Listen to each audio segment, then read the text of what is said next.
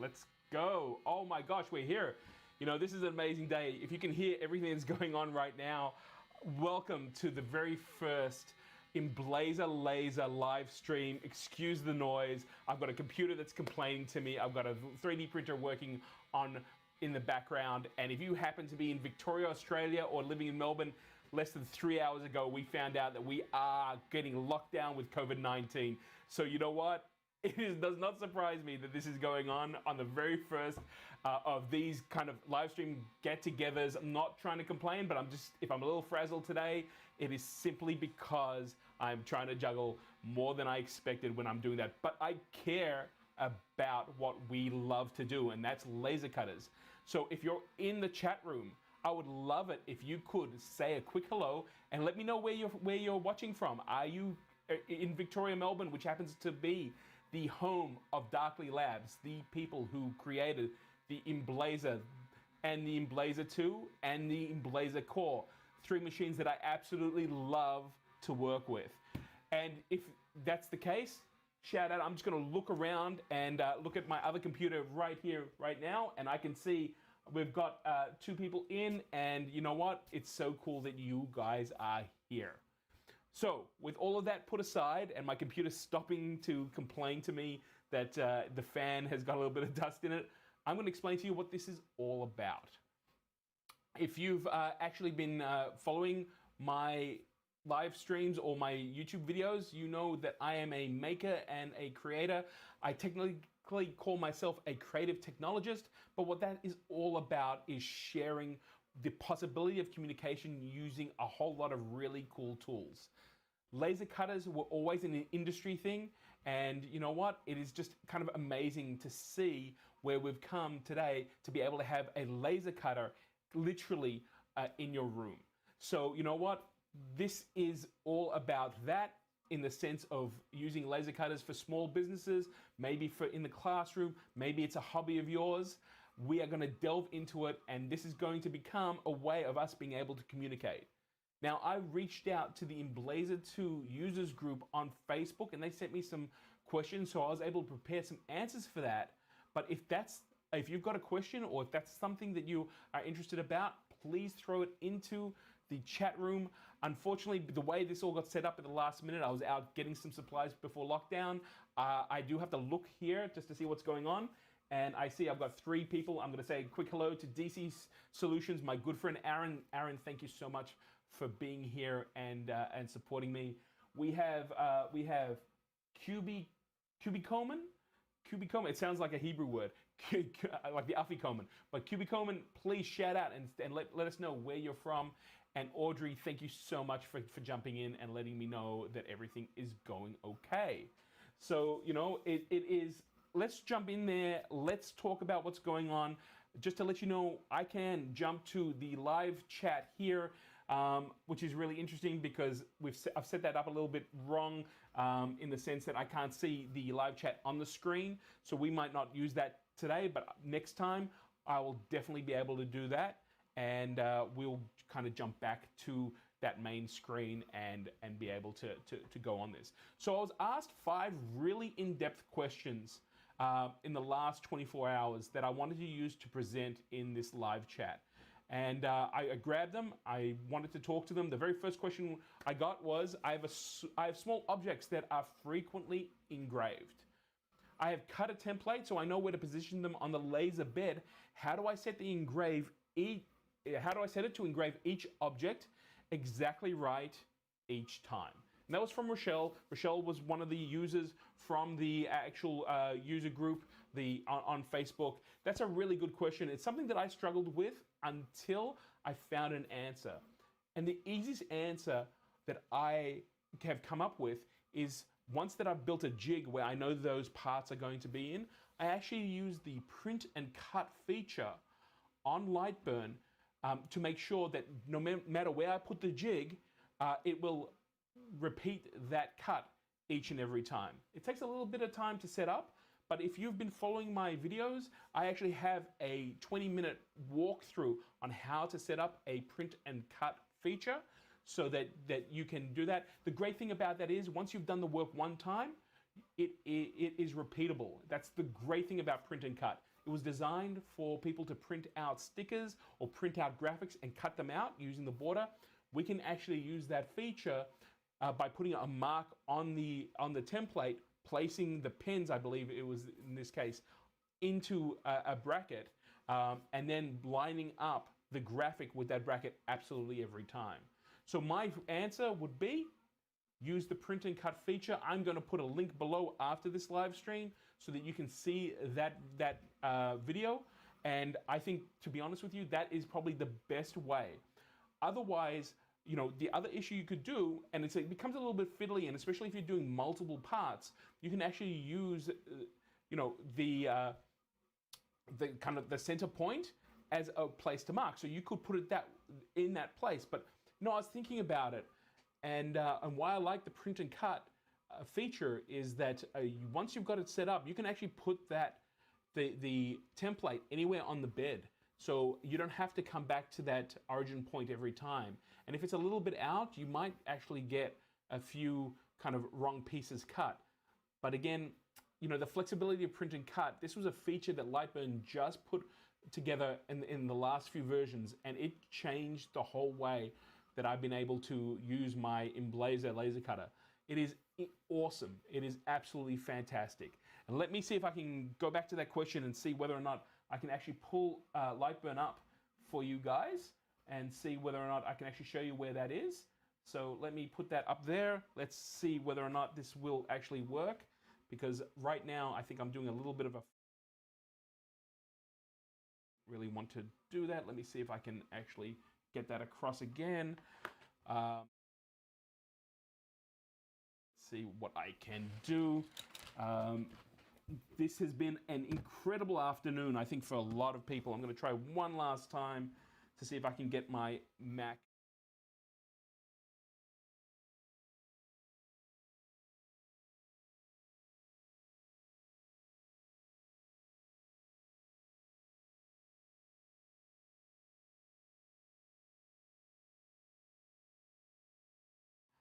For so many different reasons, because I just realized I have a few answers that I really want to share with you guys.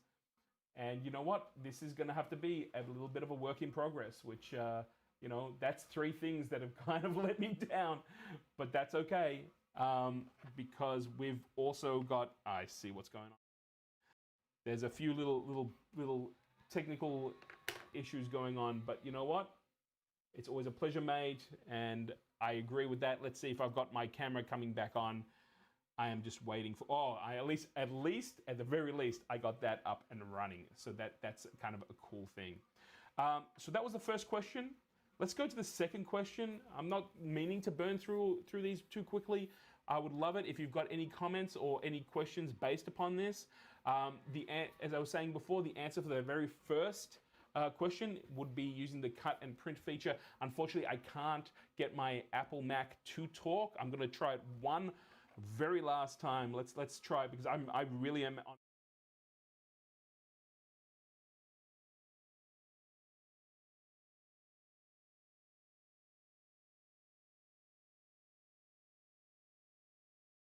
Unfortunately, it's not. It's down.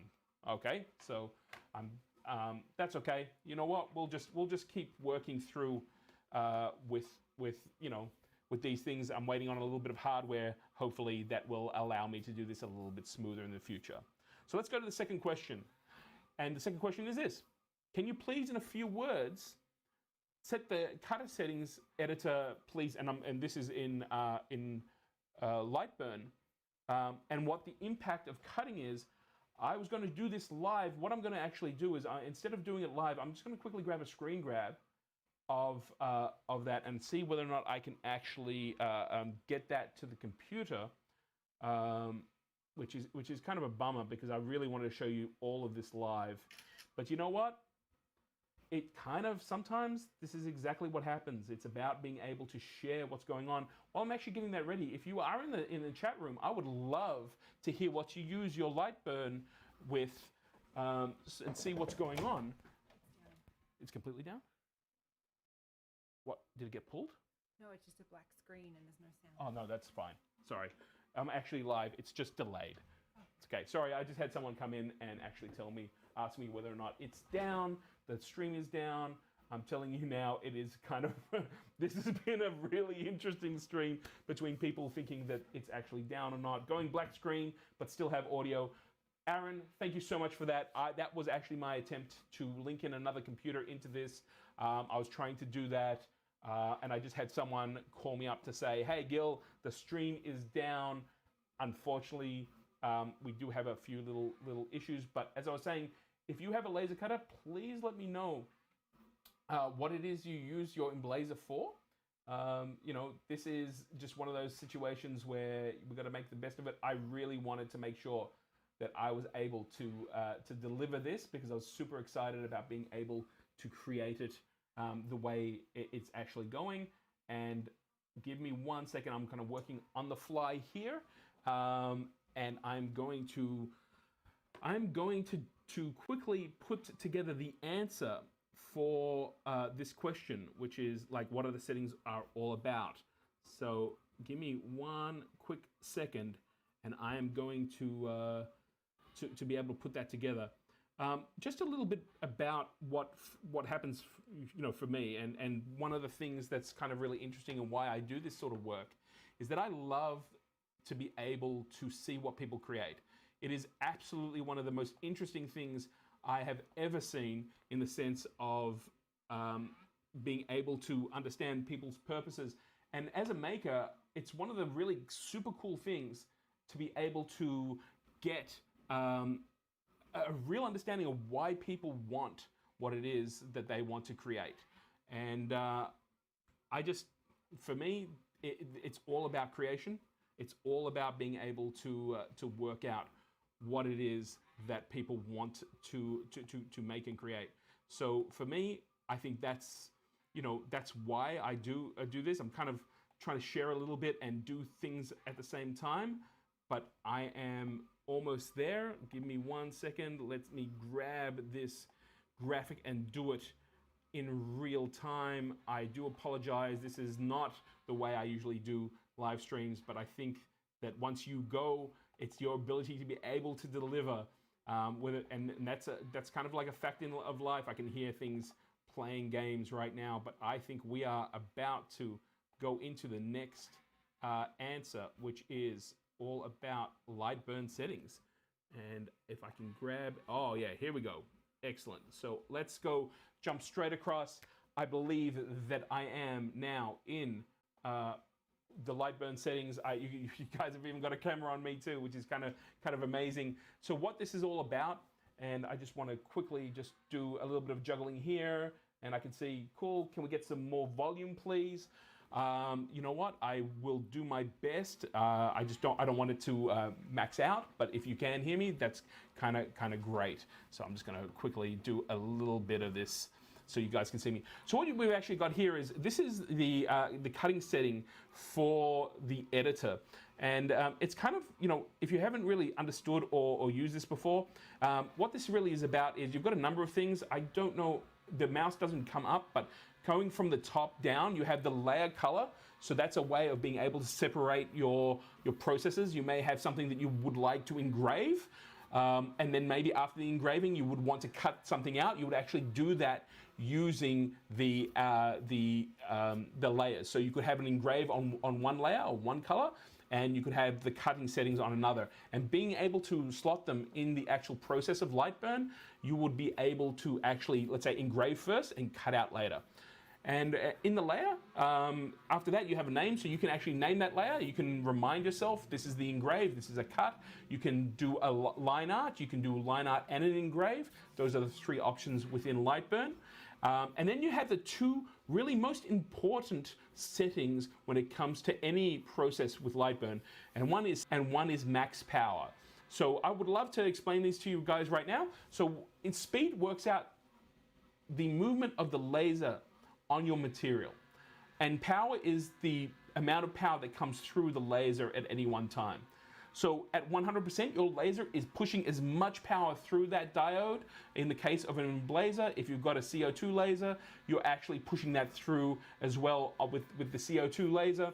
And by being able to pull that power back, you are able to actually either cut or engrave, or in the case of the Emblaser, you might want to do 1 or 2 passes, but if you're using a material that actually scorches because of the heat generated, you have the ability to actually pull that power back from, let's say, 100 to maybe 75 or 60 or 50, depending on how many passes. But the real critical piece here is the speed, because depending on how fast you're actually moving around the material is the actual way that it's transmitting that energy to the piece. So you may have a piece that allows you to do a full pass at full speed and cut itself out. But if you are finding that you are doing multiple passes, one of the things that you could do is actually work out and be able to work that level on that speed. So going back to the question, it asked us, can you please explain in a few words the cut settings on the editor? Cool. And impact on cutting. Let me go back to what it was that I was just showing you guys. Please excuse my wonderful computer that's just going to drive me crazy today. So let me just go back to that one, which I'm going to do right now. So we actually have that speed is critical. Now, if you slow that speed down, there is a mathematical formula to it, and I'm going to share that in a standalone video, so that'll go in depth with how to work out how to get the best cut. But one of the things to think about is that if you halve your speed time, depending on what your power is, you are actually transmitting more energy to it. So I'm not going to do it today because I can't get into Lightburn, but that's definitely one part of it. You then have your output. If you have a layer that's set up but you don't want to use it, there's a little toggle on the right hand side just next to speed that will allow you to actually go and be able to turn that layer off but still have those settings in there. I've got a few people going, making a few models, so everything's better. Thanks, Mike. Volume's fine here on my end. Sam said hello, everyone. Sam, I'd love for you to let us know where you're coming in from. Let us know where you are around the world. This is all kind of a global event. Just going back down, you have a thing called start, pause time. If you have precise cuts that you want on material, you can actually factor in a time to wait after something cuts. I'm about to release a whole lot of videos that cuts things on using foam. So those like EVA foam sheets, they are really reactive to heat, which means they'll actually start shrinking up. And I found a way around that by putting in a delay on pass time, by giving it a little bit of time to cool off before the next pass. You can do that at the start, and at the end you can actually define kind of a buffer zone with that. You also can take it in the kerf onset. So if you were cutting a piece of wood with a normal saw, the actual saw blade removes material that you get lost. You can actually factor that in. So if you're doing really precise engineering models, you can actually use the kerf to, you can factor in that kerf to make sure that your parts come out without a minute removal. And on a diode laser, we're talking literally, points of a mil, but if you need pieces to fit in exactly, you can actually factor that in as well. There is a Z offset, which to be honest with you, I don't really use, but the next setting is really important, especially if you use the Emblaser, and that is the number of passes on a set, on a setting. So if you wanted to cut a piece of material that took multiple settings, this is exactly where you would actually define it, whether you need 1 setting, 2 or 3. And if you're cutting, let's say, MDF from Bunnings, which is a local supply house here in Australia, you may need to do 3 or more passes. This is where you want to be able to factor that in. So the 3 things that I would always go to when I'm setting up my cut is speed, max power, and number of passes. We also have an overcut. We have a Z step of passes. I leave that at 0.2. When it comes to Z offset with the machine, with the Emblaser 2, it's all preset, so I don't actually go into it too much. But we then have an overcut, which means, again, which is kind of nice, if you have a point that's coming up, you may want to be able to actually make that point come up in a very specific way. That's an amazing a function that allows you to cut past that line or past the line again, so those parts may just drop out straight away. Just looking at this, we've also got perforation mode. If you are cutting something like paper and you want a little gap in between so people can punch out your design, perforation mode will do that. And once you go in there, it'll talk about the angle and the cut type. You have to add a lead in and lead out, and you also get a lead out style. Those settings I will go into a little bit more on depth when it comes to actually being able to work with the Emblaser 2. There are different settings for engraving, as well as doing a line and engrave.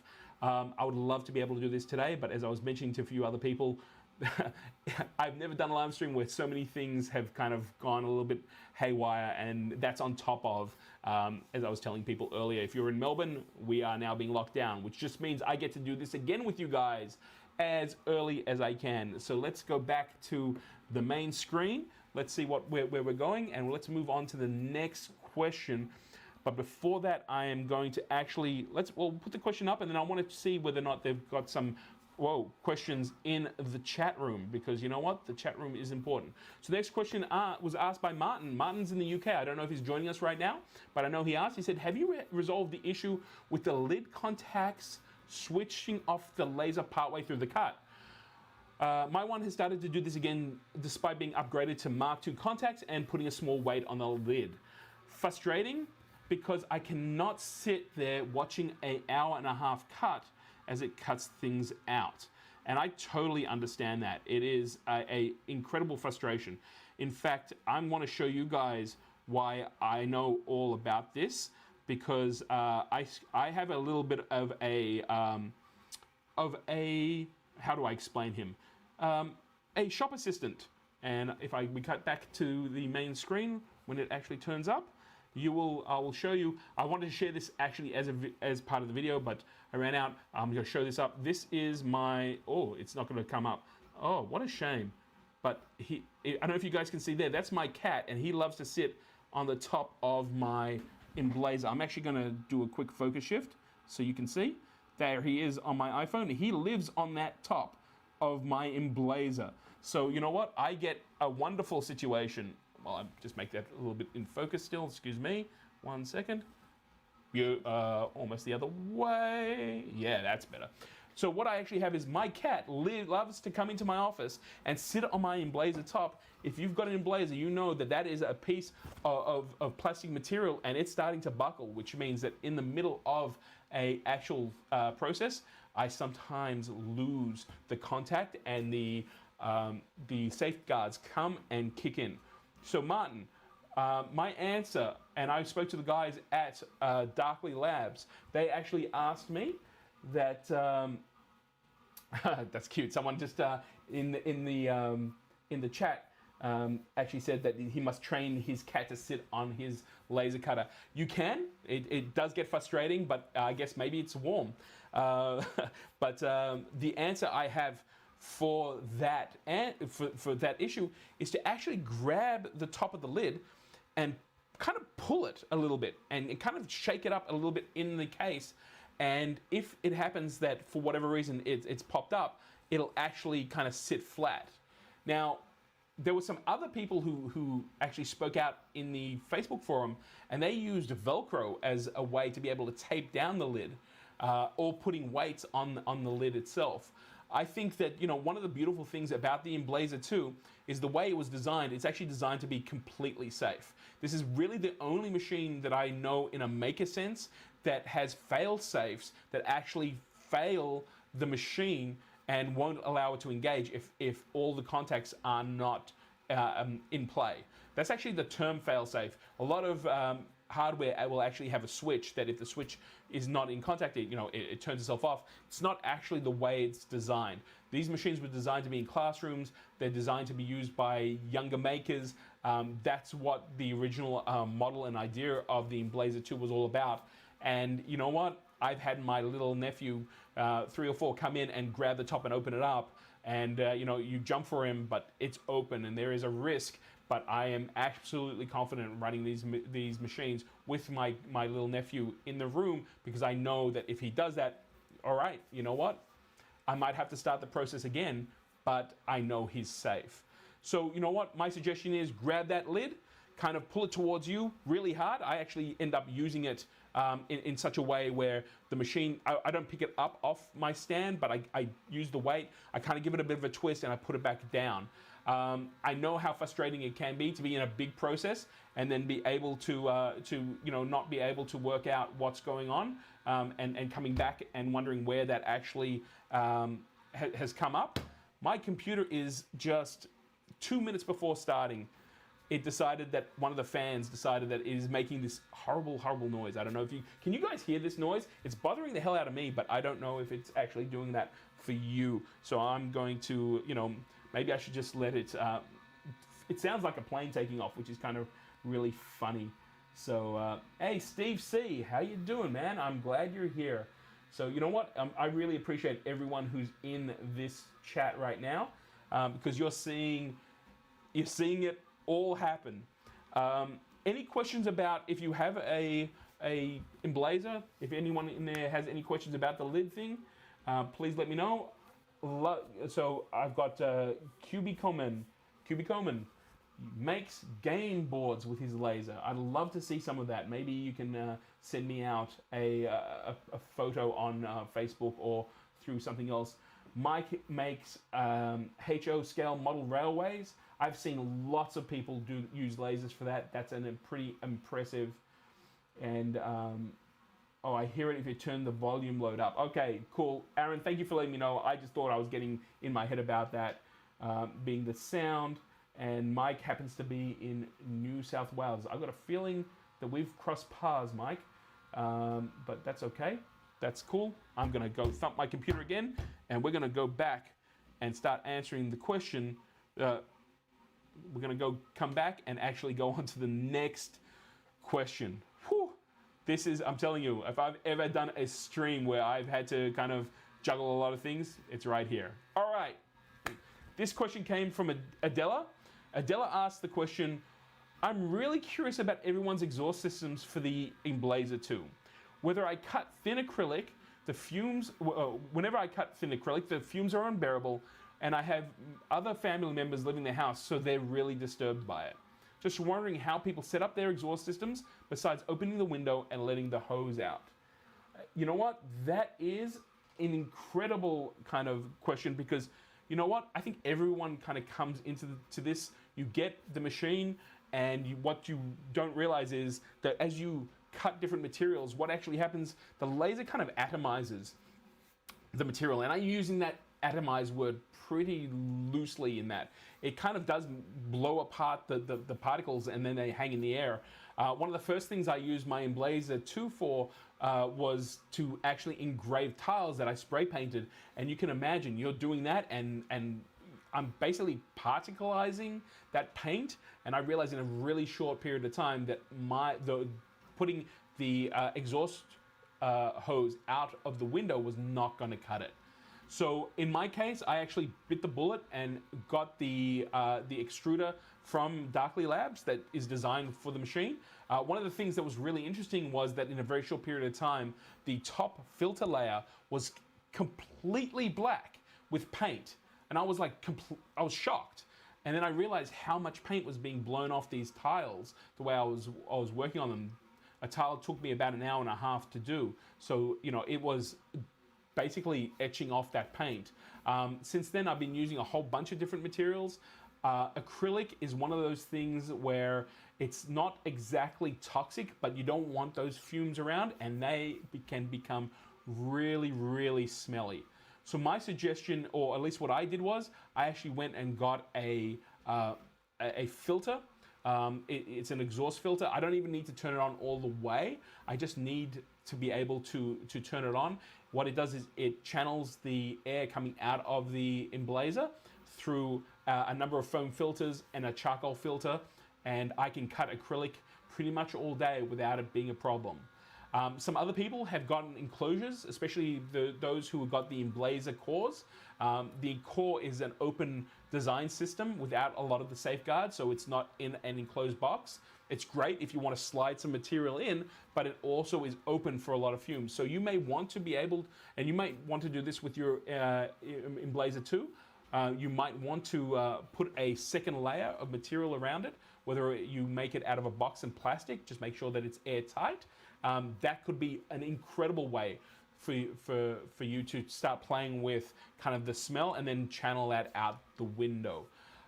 If you're handsy, if you're a maker, if you want to start getting creative, you can head down to a hardware store and actually buy filter refills, and you can actually start creating a way to pass what is coming out of the E2 through that. It will take a little bit of experimentation, but you know what? That's what we're here for. We're experimenting and we're learning. So unless it's super critical that you get that smell out of your house, what I would suggest is maybe do the cutting when people aren't around, or kind of swallow your bank bill or bank account and actually invest in a filter system. I can't rave enough about the one that actually comes out of Darkly Labs. I was really super skeptical when I got it, but it actually worked out to be a fantastic answer.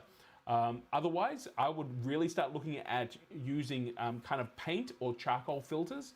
Again, you can get those refills, and you will need to set up some sort of secondary fan to actually suck the air through those filters, but charcoal is an incredible way of being able to answer stuff. So I'm going to quickly just check here. I've been wondering about the problem of removing the bottom panel of the E2. So that's I'm going to, Reb, I'm going to try and check that question out a little bit on, but I'm just looking, no, you know, people are cool with that question. Reb, I'm gonna try and answer that question for you a little bit later on, but let's move on to the last question. This is the 5th question of the night, and this comes from Debbie, and you know what? This is a really kind of interesting question because I've been asked it so many times that I'm actually in the middle right now of putting together a video, but I want to still address this. And the question is this: maybe you already have a video for this. It's absolutely coming out. But I don't understand how to choose the best settings when engraving a photo. They either come out too light or flat looking or very dark. Thanks for doing this. Well, Debbie, I love the fact that we can actually come aboard and do a live stream like this and be able to share. I love doing the videos, especially with the Darkly Labs guys. They're pretty phenomenal. But let me jump to and talk to you about my process about getting settings for the Emblaser for this. So my answer for this is actually, I'm going to just pull myself over here, is actually to use this graphic that you can see right there. And that graphic was something that the guys at Darkly Lab use. And what you do is you set your settings at, I usually use speed at 1000 and power at 100. Depending on what your material is, you may want to bring your speed down or a little bit. When I'm doing the tiles, I'm usually sitting at about 750 or 500. Depending on what tile and what paint I'm using. And what you do is you engrave this graphic that you can see on screen. I'm pointing at it, it's actually this side, everything's reversed. So this side, and what it actually does is it etches onto your material that design. And what you'll actually see is, you will see where the scope of power makes a difference onto the material.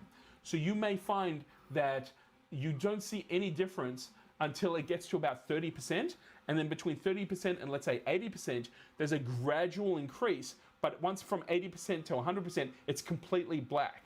Well, that allows you to be able to actually dial in your settings on your laser cutter so that you're only using the range that actually makes a difference. So if you see 10, 5, 10, 15, 20, 30, 40, 50%, and they're all white, you know, well, if I'm telling the machine to use from 0 to 100, right, I'm not going to get that color range. But if I can stick it in that range where it's going to start making a difference, it's starting to go from white and degrade all the way across to black, that is your range. And in the settings for engraving, you can actually define max and minimum power.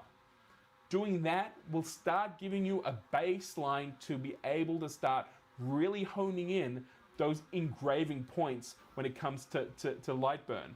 And that is kind of, you know, that is an amazing thing to understand.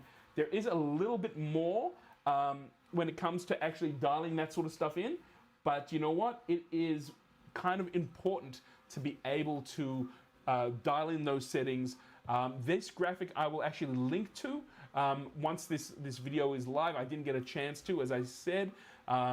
It's been, I'm going to say it again. It's not every day that you know, 2 hours before a live stream, I find out that I've got to go out and get supplies because COVID-19 is locking down Melbourne, Victoria. And I think maybe you guys can really appreciate that this has not been the best experience. I like to have things a little bit cooler and a little bit slicker, but you know what? We all try new things.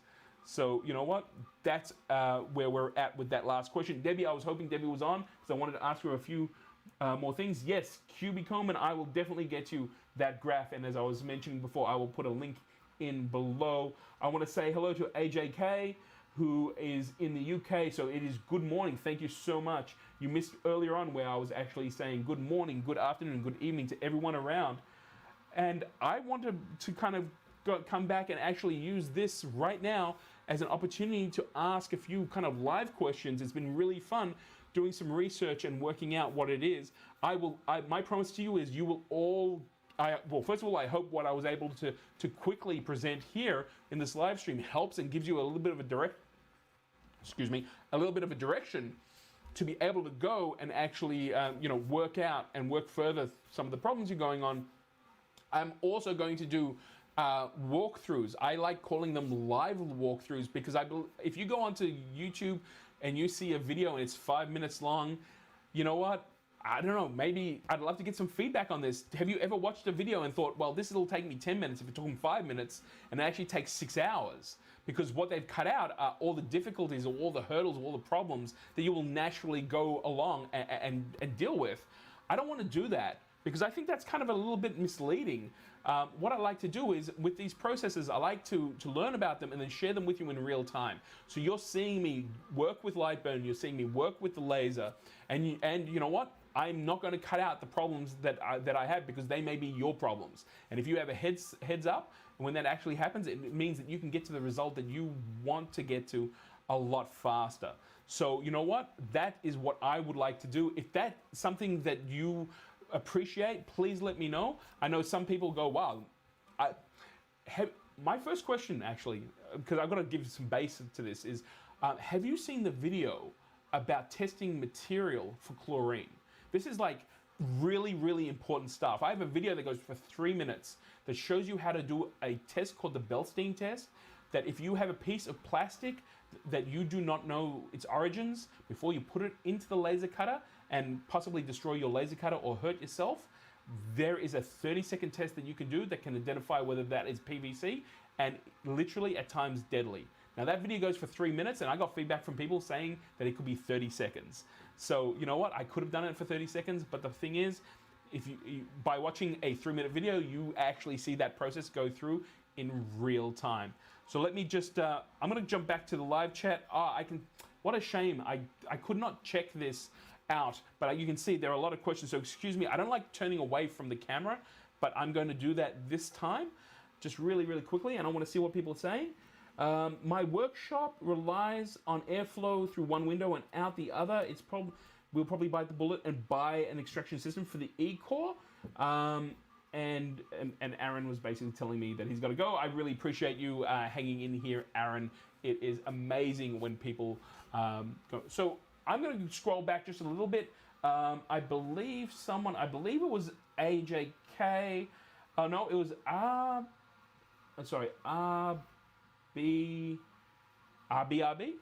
Is that? I think it's, yeah, RBRB. Was actually asking whether it was worthwhile. He's got an Emblaser 2. Whether it's worthwhile taking that panel off so that he can get access, just like the Emblaser core. It's a really interesting question. I'd love to know more. If you're still there, jump into the chat and let me know what is going on. What is it that you're actually cutting? Do you just want to remove that bottom panel? From what I understand, to do so would actually mean that you'd have to disassemble the whole machine. And the problem with that is the metal panels are actually designed not to be removable. That's part of how this machine got a Class 1 classification and is considered safe for educational environments. I don't know the internals of the safety mechanism. That's kind of a Darkley Labs issue. That's kind of, I guess, their patent.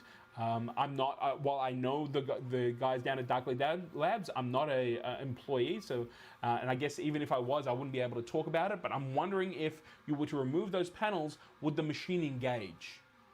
Now, you know what, if it is critical for you to get better material or bigger material than the cutting area of the Emblaser 2 into the machine, I would strongly suggest maybe upgrading or finding someone who would like you know, an Emblaser 2 and seeing if they want to invest in an Emblaser core, because the core, you can put that machine together literally in an afternoon. I know because I did it, and again, if you haven't seen before, go to my channel. I have a whole Emblaser kind of grouping where you can watch all the videos, and I did that. I put that machine together with Ben, who's one of the people at Darkly, and we put that together in 3 hours. It's an incredible machine. It's exactly the same specs as the Emblaser 2. It just doesn't have the safety features. So let me see. Okay, we've got, so RB is asking me, I make lampshades and would love to be able to cut longer lengths in one go. I would say that if you're making lampshades, I would definitely look at the Emblaser core as an opportunity. I'm not sure where you're located, but I would be really surprised if someone wouldn't want to take the Emblaser 2 off your hands for the cost of a Emblaser core. That would be my suggestion. You know what, I would love to get, and I'm working on trying to get some of the guys from Darkly Labs to come on the live stream in the future, and that's something you can ask them directly. So, you know, but my suggestion would be, I think, not that I've ever pulled apart the Emblaser 2, that you would have to disassemble the whole case to be able to pull those panels out. And then my question is there a safety mechanism in there? Because you wouldn't want to launch the Emblaser 2 with those panels out. I can actually hear it in my head right now, the Darkly Labs guys going, don't even suggest removing the panels. You know, it would be one of those situations. If you were going to use that sort of stuff, I would strongly suggest having safety glasses for everyone that's around. So, you know, that's kind of cool. Appreciate my thoughts, not a problem. If anyone else has got any questions about the Emblaser or lasers, I am going to do my best to work here on the fly. I would love to be able to do this again with you. If you like the videos that I have, or if you got something out of this chat, we're all going through a hard time, and I have never ever asked any of my viewers in the 4 or 5 years that I've been presenting videos, but we are all kind of struggling, and my day job working in the education industry kind of fizzled out right now because schools are closed down. So if you want to support, you can do so by giving a super chat, or if you like some of the videos, there's a new function in YouTube called APPLAUD, and you can throw a few dollars about that. I can tell you right now, anything that I make out of this will go to buying supplies and continuing to explore the Emblaser and getting content out here. So it's not a hard word. I have never ever had to ask this, but we are all in very interesting times. So I just thought I would do that. I would love to invite you guys back again, especially if I can get the Darkly Labs guys on this live stream. I loved getting these questions, and I really want to be able to showcase the work you guys are doing. So RB, if you've got examples of your lampshades, I would love to be able to show that to people, because I make the things that I make every single day, but it is what you guys make that blow me away with such creativity and imagination. Gonna check it right now in. Everyone's having to go. Is Darkly developing? I got this from Cubo Man really quick. Are they an E3? I believe so. I would really be surprised if they weren't. You know, I don't know firsthand. I'm sure they're working on something. I would hate for Darkly to just finish these machines at the E2 level, because there are some incredible machines coming out on the market that are an interesting competitor to the Emblaser 2.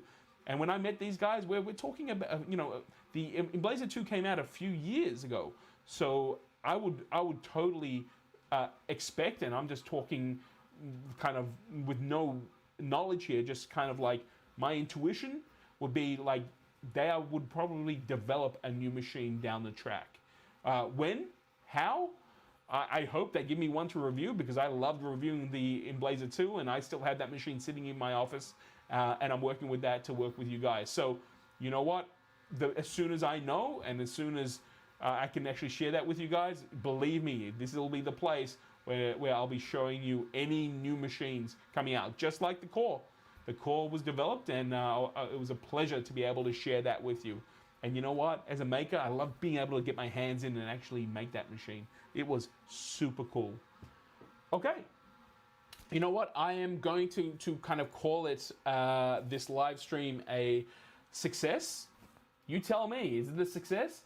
If you like this, the things you can do instantaneously to help me out is you put a thumbs up in the YouTube video. You will see at the bottom right-hand corner of your screen, there's a little photo of me that says subscribe. If you can subscribe, I promise you, you will get not only laser cutting tutorials and reviews, but you will also get reviews across the board. So if you're interested in 3D printing, we do 3D printing live streams. I have a friend in New York. We just built a 3D printer and we did it all live. I also have videos on projects that I'm coming out with all the time. And you know what? When you subscribe, you know what? We all do this. We all love to put ourselves out there. It's a way of supporting. So I would love for you guys to be able to subscribe. And again, if you want to, there is a link down below for a one-off donation going through PayPal, if that's something that you want to do. Absolutely no pressure. But I would love for you guys to share your projects with me. Maybe we can take it back to the Facebook page. You know, if you've come through this long on the live stream, thank you so much. This day has been one for the record book, I've got to say. If you happen to be in Victoria, and I know some of you are, please be safe. I know right now we have a COVID-19 spike that just has, you know, kind of locked us all down. Please be safe, play with your lasers, make something. We will all get through this together, as they say. And I look forward to seeing you here on this live stream without a noisy computer and with my laptop jacked in, so that we can go through these sort of tips again. Guys, it's been an absolute pleasure. As I said, please stay safe, and I look forward to seeing what you guys make. I will see you guys on the flip side. Thanks so much.